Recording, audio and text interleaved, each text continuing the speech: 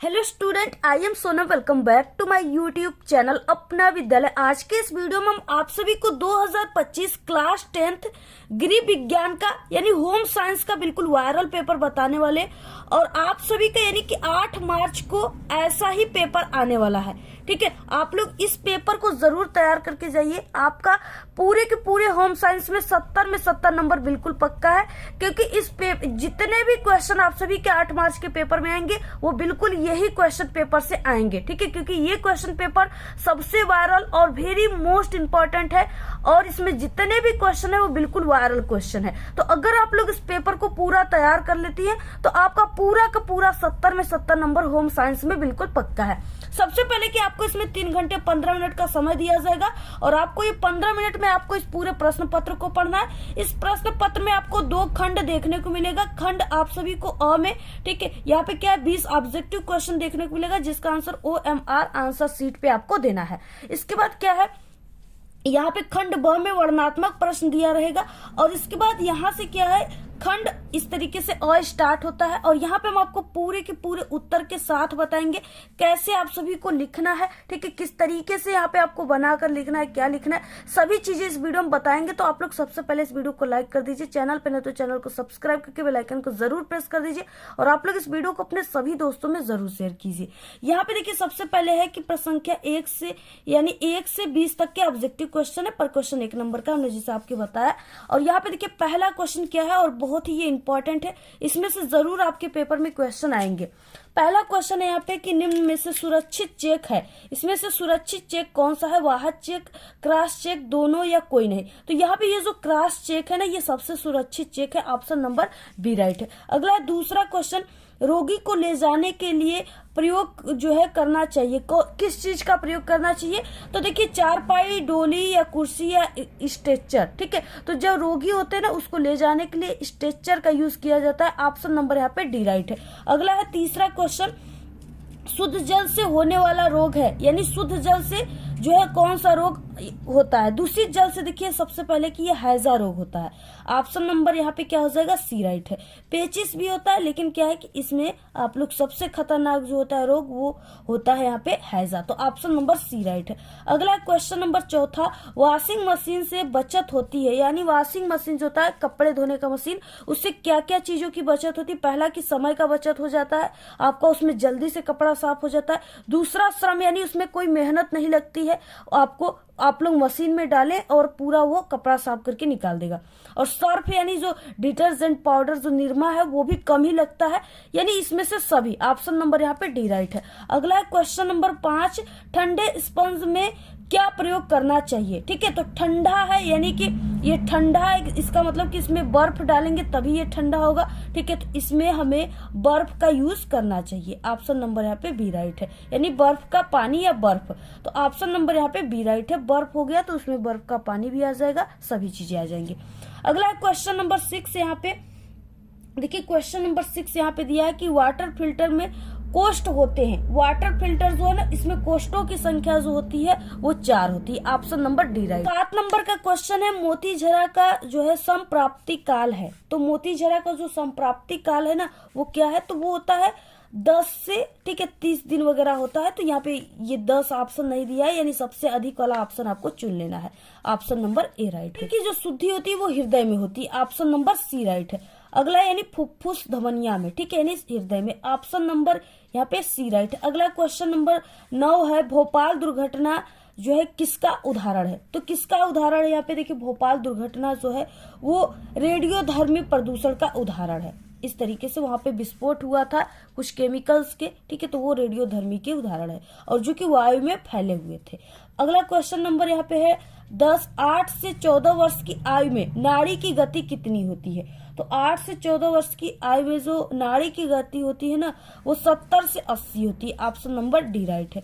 अगला है question number यहाँ पे 11, तलने की विधि है। देखिए तलने की विधि में उथली विधि है, ऑप्शन नंबर बी राइट है। ठीक है, इसमें क्या है कि उथली विधि से तला जाता है। अगला क्वेश्चन नंबर 12 है यहाँ पे कि प्याज की पुलटिस किस पर बांधनी चाहिए। ठीक है, तो देखिए मोच जब आता है फिर भी प्याज की पुलटिस बांधी जाती है, चोट भी लगता है तो बांध दिया जाता है, जिससे दर्द कम हो जाते हैं, सूजन कम हो जाते हैं। फोड़े पर भी बांध दिए जाते हैं, यानी इनमें से सभी ऑप्शन डी राइट है। अगला क्वेश्चन नंबर 13, प्राकृतिक असंतुलन से कौन सी आपदा आती है? तो देखिए प्राकृतिक असंतुलन से सूखा भी पड़ जाता है, जिससे कि किसान के खेतों में सूखे पड़ जाते हैं, फसल सूख जाते हैं और उन्हें घाटा हो जाता है।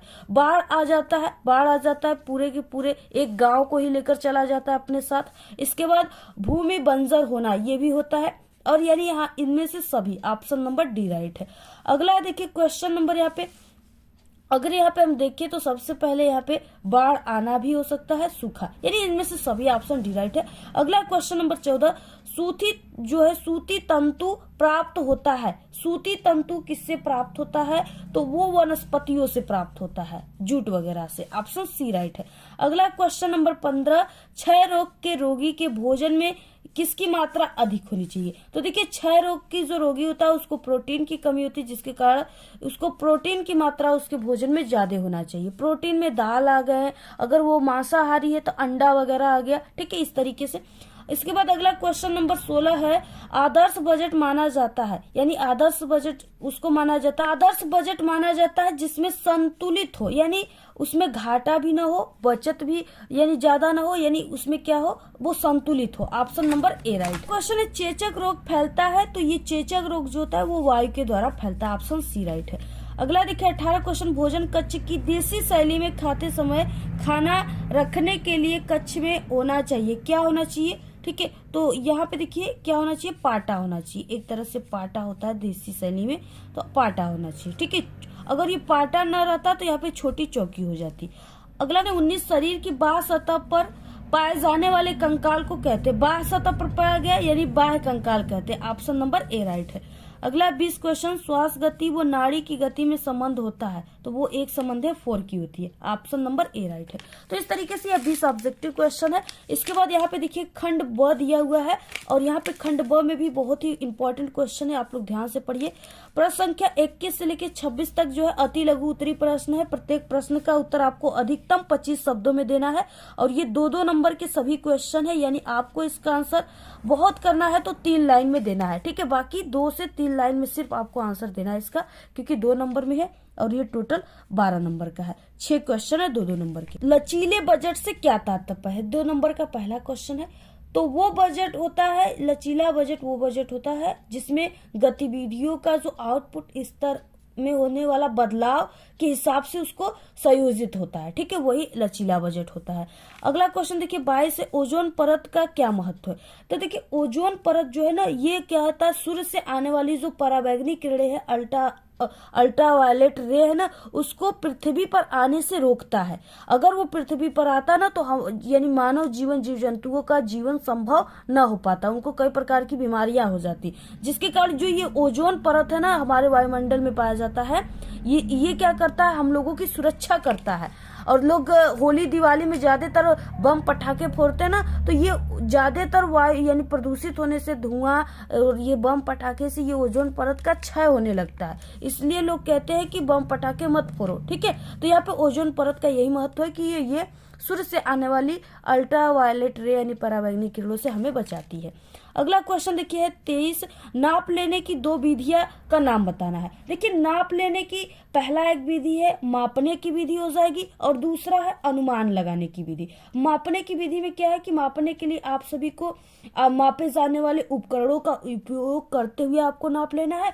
अनुमान विधि में क्या है कि बिना किसी मापने वाले उपकरणों के ही वस्तु के आकार को देख करके उसका अनुमान लगा देना है कि हाँ ये इसका ये वाला नाप हो जाएगा। तो ये 2 नापने की विधि आप लोग बना कर लिख दीजिएगा। होम साइंस में ना सिर्फ आपको यानी क्वेश्चन से हेडिंग अगर आपको पता है, जैसे नाप लेने की 2 विधियां, तो ये क्वेश्चन हो गया, तो आपको क्या करना है, नाप लेने की 2 विधियां ऐसे हेडिंग लिखना है और उसमें आपको बनाकर लिखना है। ये जो होम साइंस होता है ना, इसमें आप लोग जितना बनाकर लिखेंगी आपको उतना ही अच्छे नंबर मिलते हैं। तो आपको इसमें क्या करना है, क्योंकि इसमें बनाकर लिखने पर भी नंबर मिलते हैं, तो आपको ऐसे बना कर लिखना है। और आपको हेडिंग इसी क्वेश्चन से जैसे ओजोन परत क्या है, तो आपको ओजोन परत हेडिंग डालना है और उसमें बनाकर लिख देना है, ठीक है। हेडिंग सिर्फ होना चाहिए, एग्जामिनर सिर्फ हेडिंग देखेंगे और आपको नंबर दे देंगे। अगला क्वेश्चन देखिए है 24, मोच किसे कहते हैं?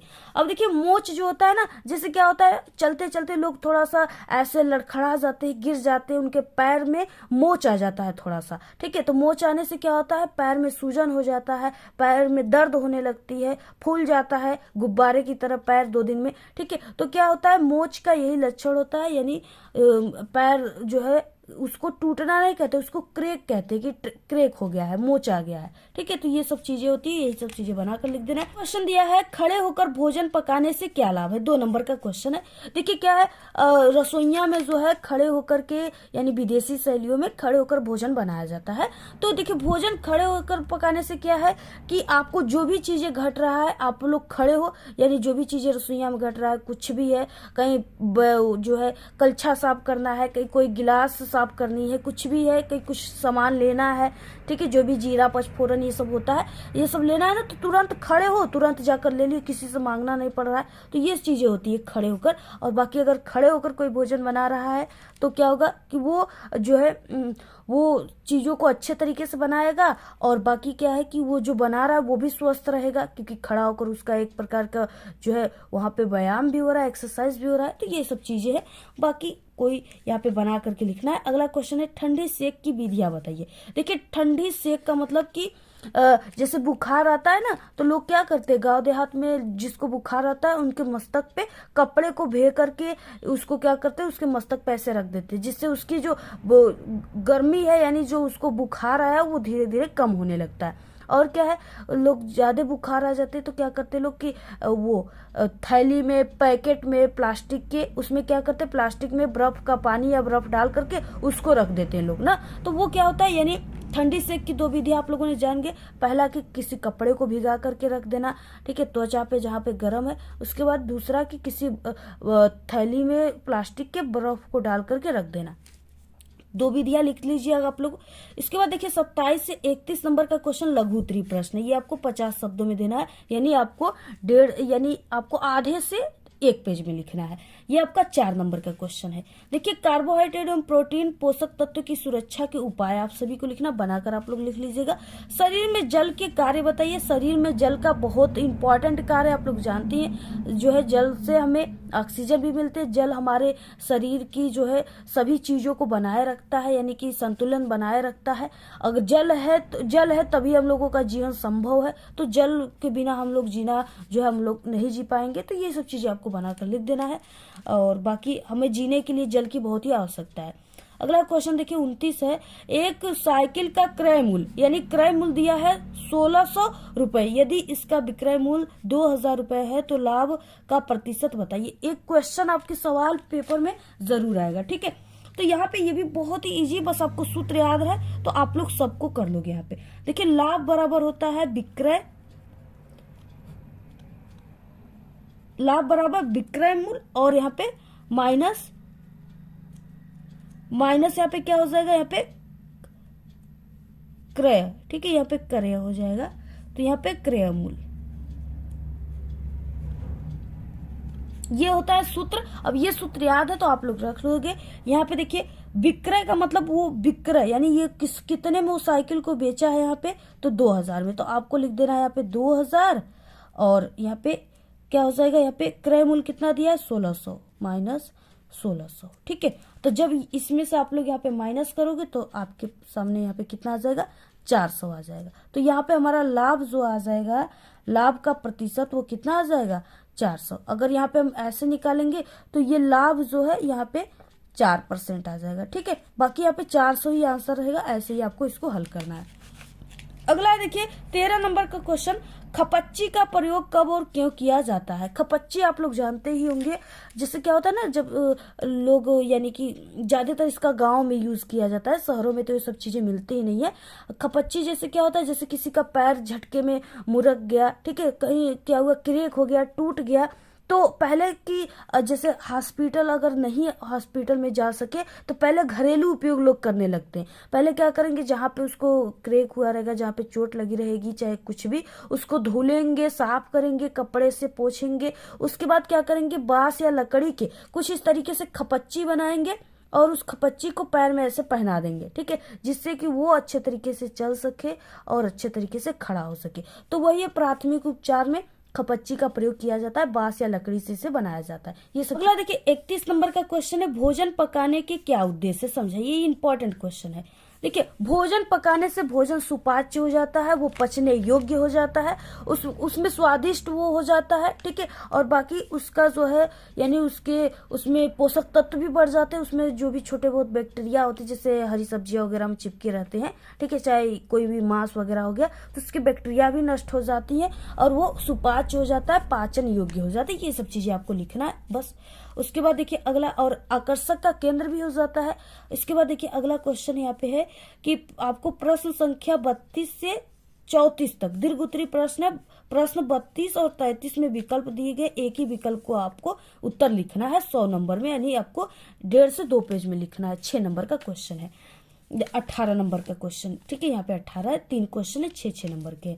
पहला यहाँ पे दिया है यानी 32 नंबर का क्वेश्चन, पारिवारिक व्यय का क्या तात्पर्य है, पारिवारिक व्यय को प्रभावित करने वाले कारकों का वर्णन कीजिए। तो देखिए पारिवारिक व्यय यानी जो जैसे संयुक्त परिवार हो गया, एकाकी परिवार हो गया, उसमें क्या होता है जैसे एक परिवार हो गया, उसमें बच्चे भी होते हैं, जैसे एक महिला हो गई उसके बच्चे हो गए, बच्चे हैं, ठीक है, उनके और भी कोई परिवार उसमें उनके सास हैं, ससुर जी हैं, इस तरीके से कई परिवार हो गया ना। तो उन परिवारों को जैसे क्या हुआ, अगर उस महिला के हस्बैंड का 20,000 रुपए जो है उसका वो सैलरी है, कोई भी काम करता है, तो उस 20,000 रुपए में ना उसको पूरे परिवार में जो व्यय हो रहा है महीने में, हफ्तों में, उसको ऐड करना है, उसका हिसाब उनको लिखना है और उसी हिसाब से उसको व्यय करना है, ठीक है। जैसे बच्चे हो गए तो वो पढ़ने जा रहे हैं, उनके लिए ट्यूशन की फी, उनके स्कूल की फी, उनको बुक वगैरह जो भी चाहिए उसको पूरा लेते हुए उनको कहीं जाना है, रिलेशन में अपने जाना है, यानी कोई महिला है उसको जाना है, ठीक है।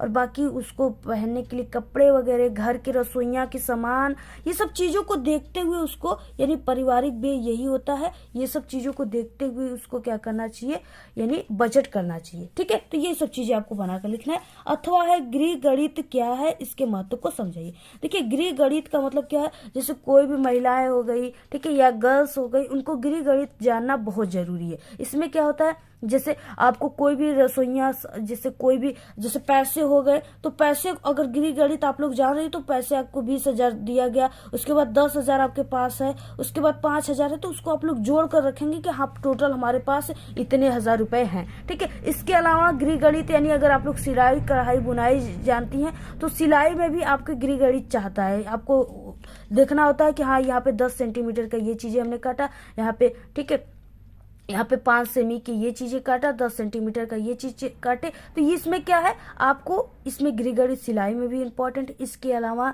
आपको जैसे कोई रसोइया का सामान लाना है तो आप लोग लिखेंगे 1 केजी आलू लाना है, 2 केजी चीनी लाना है, इसका दाम यहाँ पे, ठीक है, 2 केजी चीनी लाना है, उसका दाम यहाँ पे इतना रुपए करके आपको लास्ट में पूरा हिसाब जोड़ करके इतने रुपए दे देना है कि हाँ इतने 500 रुपए का सामान लाना है। तो गृह गणित आपको पता रहेगा तभी ना, तो ये सब चीजें बनाकर लिखना है। कुछ भी नहीं है, बहुत इजी, सबसे इजी सब्जेक्ट यही है, घबराना बिल्कुल भी नहीं है, बस बना कर लिख देना है, अब आपको नंबर मिल जाएगा। अथवा देखिए यहाँ पे है, यहाँ पे देखिए, यहाँ पे क्वेश्चन है, पहले आपको इसमें से ना ये पहला यानी 32 में से 32 को कीजिए या गृह गणित किसे कहते हैं इसको, दोनों में से किसी एक को करना। इस वाले क्वेश्चन में से इसको कीजिए या इसको कीजिए, दोनों में से किसी एक को करना है, ठीक है, और इसको करना है। यहाँ पे देखिए क्या, भोजन परोसने की विधियों का सविस्तार वर्णन करना है। 6 नंबर का क्वेश्चन है, भोजन परोसने की विधि क्या है। देखिए सबसे पहले कि भोजन को अच्छे तरीके से परोसना चाहिए, ठीक है, सजा करके परोसना चाहिए। और बाकी जैसे दाल एक कटोरी में रख दो, चावल 1 कटोरी में, ठीक है, इस तरीके से चीजें होती है ना, तो ऐसे जैसे मेहमानों को परोसा जाता है वैसे परोसना है। उसके बाद पानी जो है दूसरी साइड में रखना चाहिए, जिस हाथ से खाना खा रहे उस साइड में नहीं बल्कि इस साइड में पानी जाकर रखना चाहिए। उसके बाद जो भी चीज यानी अगर आप मेहमानों को खिला रहे हैं तो वहाँ पे आपको कुछ देर के लिए खड़ा होना है, जैसे उनको कुछ चीजें चाह रहा है तो वो उनको पूछना है, आपको दाल चाहिए, चावल चाहिए, ये सब चीजें पूछना है, ठीक है, खड़ा होना है। और आपको परोसते समय भोजन चेहरे पे गुस्सा बिल्कुल भी नहीं होना चाहिए, नहीं तो जिसका खाने का मन करेगा वो भी नहीं खाएगा। आपको थोड़ा मुस्कुराना है वहां पे, ठीक है, मुस्कुराते रहना है और अच्छे तरीके से भोजन को परोसना है। तो इस तरीके से प्रेम से भोजन को परोसना है, ये सब चीजें, बस ये सब चीजें तो लिखना है आपको बस। उसके बाद देखिए, रोगी का आहार तैयार करते समय किन किन बातों का ध्यान देना चाहिए, ये सब चीजें आपको लिखना है, ठीक है। अथवा दोनों में से किसी एक को करना। देखिए पहले कि रोगी किस रोग से पीड़ित है, कैसा रोगी है, यानी उसको कहीं शुगर तो नहीं हुआ है जिससे कि उसको चावल नहीं बल्कि रोटी दी जाएगी। अगर वो थोड़ा बुजुर्ग है, ठीक है, बुढ़े हैं, तो उनको क्या है, खिचड़ी दी जाएगी। यानी इस तरीके से रोगी के हिसाब से उसको भोजन बनाना है। क्वेश्चन नंबर 34 है, घर में सिलाई करने से गृहिणी को क्या लाभ होता है, एक गृहिणी को इसका ज्ञान होना क्यों आवश्यक है। अब आप लोग जानते ही होंगे, आप लोग कुछ लोग तो सीखे ही होंगी, जानते होंगे सिलाई करना, ठीक है। कितने लोग की कमेंट करके बताना आप लोग कितने लोग जानते हैं सिलाई करना। तो देखिए, घर में सिलाई करने की से गृहिणी का लाभ ये है कि उनका समय का बचत होता है, कपड़े की बचत होती है, उन्हें धन की बचत होती है। दूसरे को जो वो धन दे रही है वो अपना कपड़ा सिलेंगे, उनके पास पैसा दूसरे को देना नहीं पड़ेगा। तो पहला तो ये चीजें हो गई।